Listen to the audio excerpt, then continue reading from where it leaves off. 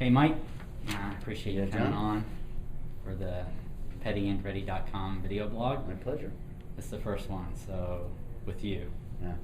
And just gonna ask you a few questions, All right. let people know a little bit about what's going on Sure. with Andretti Autosport and what we're doing. But first question is, did you ever have any idea, did you ever think that you'd own a team, first off, and then on a team, have your son drive for you?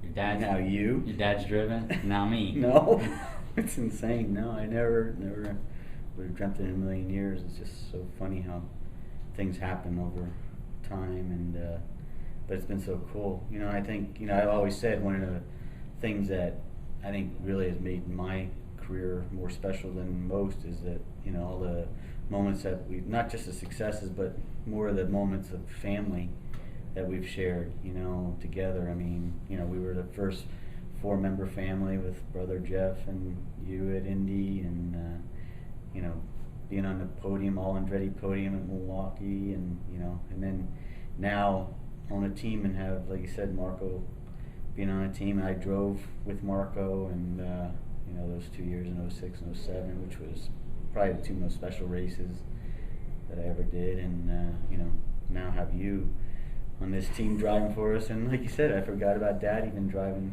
one of our cars and going for a little flight at Indianapolis. But yeah, it's pretty crazy, and I never would have thought it. Is it a blessing or is it?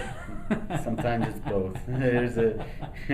With every good, there's a bad, right? It's sometimes the family thing is a little tough, especially when it was a father-son thing. I think more than anything, because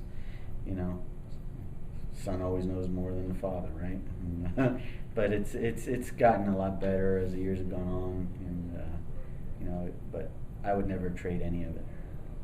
With me coming on board, it's also brought our legend, Richard Petty. As I thought meaning you, the legend. another legend. Yes, Yeah. 2 legends in one. That's a pretty good deal. One in his own mind, the Yeah, other right. one in everybody And else's. another one a real legend, and one in his own mind. What do you think about having Richard? Oh, I think it's cool. I think Richard's just an awesome guy. He's a great person, number one, and to have him a part of it's really cool and special, and he just brings so much to the party, and I'm hoping we can have a good result for him at Indianapolis. I don't think he's really had many, and it'd be cool for you to get the first good one from him. Yeah, in the 43 again. In the 43. Yeah.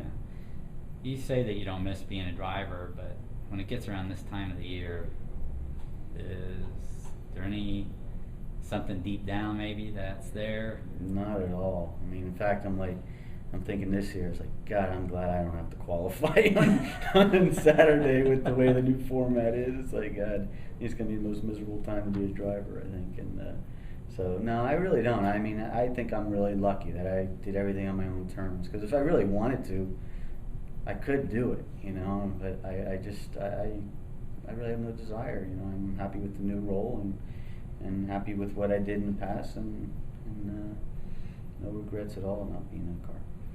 But being a driver, you know how we think. Mm-hmm. Now you're an owner.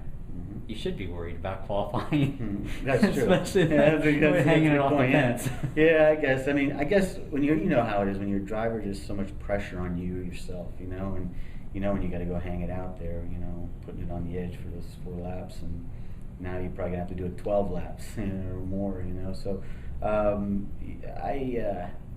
it's a different type of pressure, Yeah, it's more a worrisome, but that's out of my control. But when there's something in your control, that's when the pressure's on, and so I'm not going to be feeling that. You are.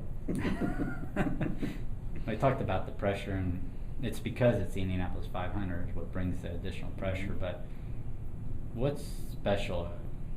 How can you describe race morning? I have a hard time doing it. I like to hear it. There is just nothing like it. I mean, in sport, I don't think. I think you can literally feel electricity. When you walk out onto the grid from Gasoline Alley, you literally can feel it inside you. With just everybody. There's so many people, but there's not just that there's so many people, but they're so close to everything, and it's just like I said, there's nothing like it that I can think of in sport, and it's really special. What? This is probably an easy question because I pretty much know the answer, but why do you think the Speedway is so special? I think it's all comes back to the tradition and what it became, through all the years, the 100 years or whatever. I think it just became one of those major sporting events of the year around the world.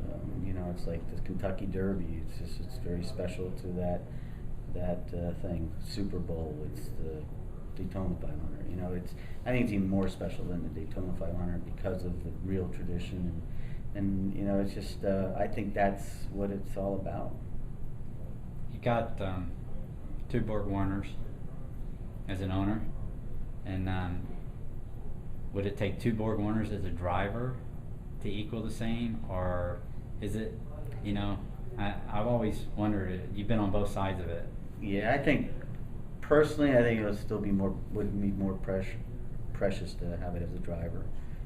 I think it's really, really special to have it as an owner, but I think there would be nothing like having that feeling of having it, being the driver that pulled it across the finish line. But unfortunately, I'll never experience that. But I'm hoping another Andretti does, either you or Marco on Sunday. Or a couple Sundays went out.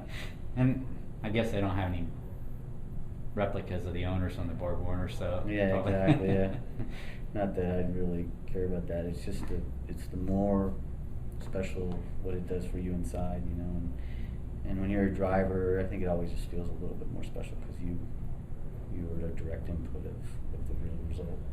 Well, and as your age as a car owner, you could have a lot of those Borg Warners before the end of.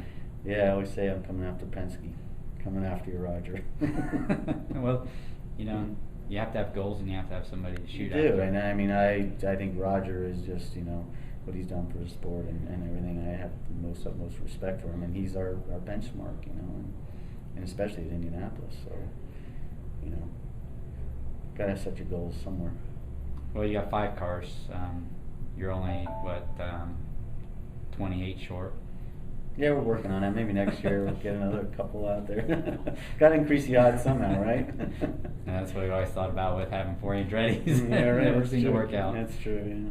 But I appreciate it, Michael. Sure. We want to do more interviews with you as the month goes on. I'm around. You know where to find me. All right, thanks. Thanks.